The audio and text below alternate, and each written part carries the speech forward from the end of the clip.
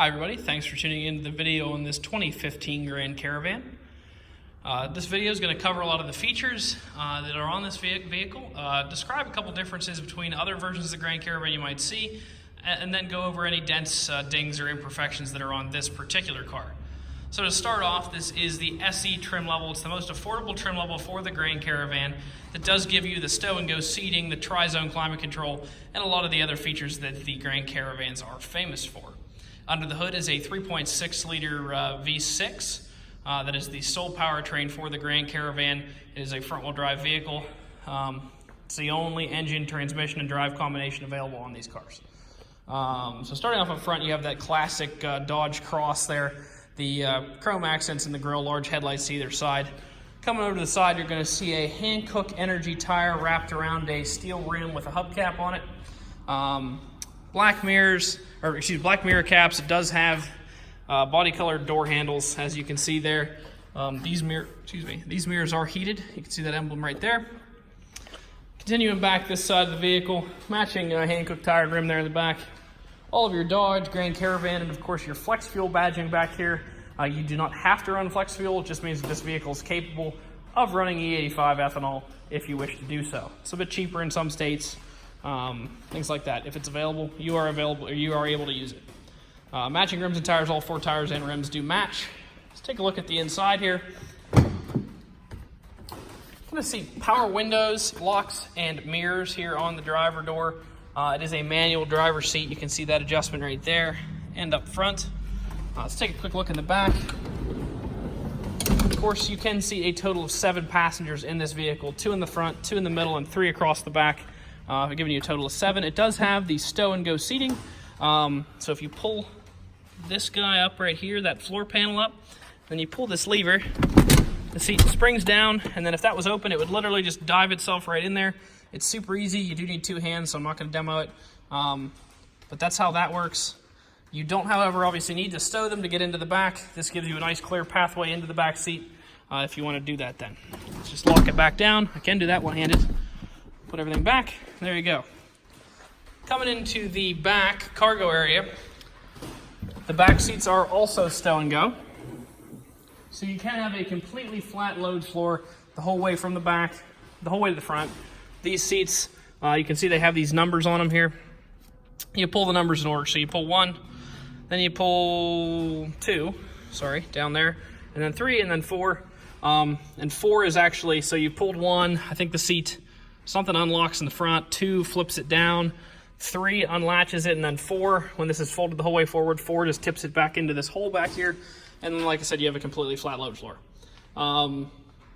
Or obviously you can leave it like this and you have lots of space for suitcases, big deep well to put stuff in there. While we're back here, I would just like to note that this van has pretty typical, what I would call van wear and tear, which is basically they put some stuff in here, they might have some kids in here. So it does have your plastic fascias, have some marks on them. The reason we point all this out in the video is so I want people to know exactly what you're getting. Obviously, being a family car, it was probably used as a family car first, so there are family car marks in it. Just be aware of that. I will certainly show you the other panels up front once we get in there. So on the other side, the fabric and flooring is all in great condition. There are no issues there. It's just that, like, whoever was in here, they didn't tear any of the fabrics up. But, kids, there's some marks on the door. So, anyway, just want to make you aware of that. Pretty minor overall. It is a very clean vehicle otherwise, especially on the fabric seats. Let's go around the other side, start it up, and look at some of the features on the inside.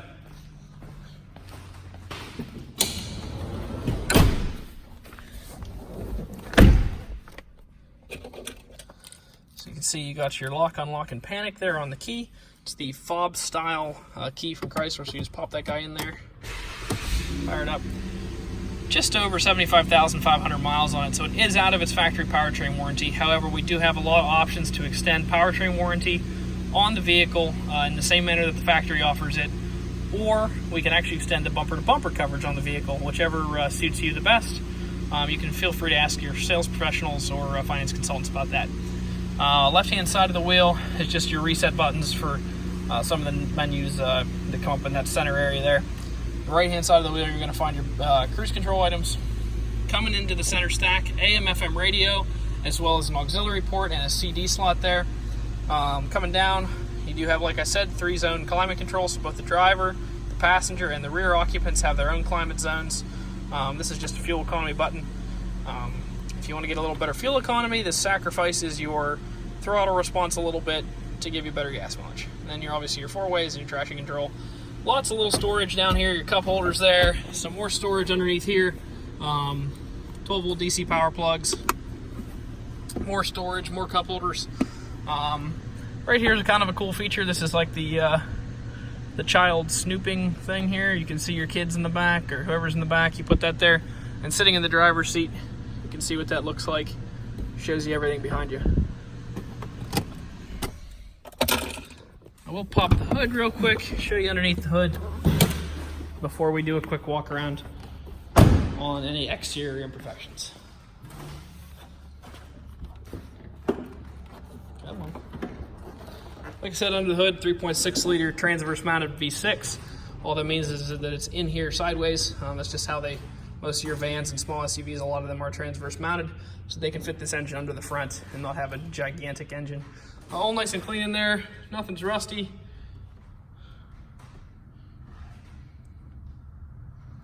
Looks good.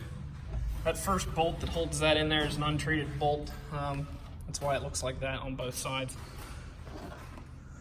So, last part of the video here, I'm going to try to show any dents and dings. So obviously there's some chips up in the front end, being a 75,000 mile car. There's also a little tiny bit of oxidation starting under that hood. It's very typical on, I'm actually the buyer for the store, so I get to see this all the time. It's very typical on Grand Caravans, Town and Countries, Dodge Durangos, as well as Ford Explorers are the ones you see it on the most. It just kind of happens. It'll bubble up, and it'll probably look like that for 5 or so more years, and then you would probably have to paint that then after that 5 or so years, but it'll look fine for a while. It's just, unfortunately, it's the side effect of government mandated water-based paint. Anyway, let's take a quick look here. No accidents, no damage.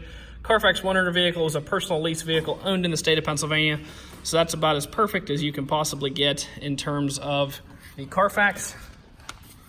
Continuing back this side, not much to see back through here. Looks pretty good. Little scratch right there. Going back, that's just dirt. Couple little marks there from stuff coming in and out of the bumper. Nothing crazy. In and out of the cargo area. Touch-up mark right there. Overall, great value in this car. If you're looking for 7-passenger seating and the comfort and equipment of a Dodge Grand Caravan, this is going to get you into it at a very affordable price point with some reasonable fuel economy and some good features. So if you'd like to stop out and take it for a drive, you can see us at 21518 Great Cove Road, McConnellsburg, Pennsylvania. Visit us online at allthingsautomotive.com or give us a call, 717-485-4224. Thank you very much for watching the video, and I hope you found it to be informative.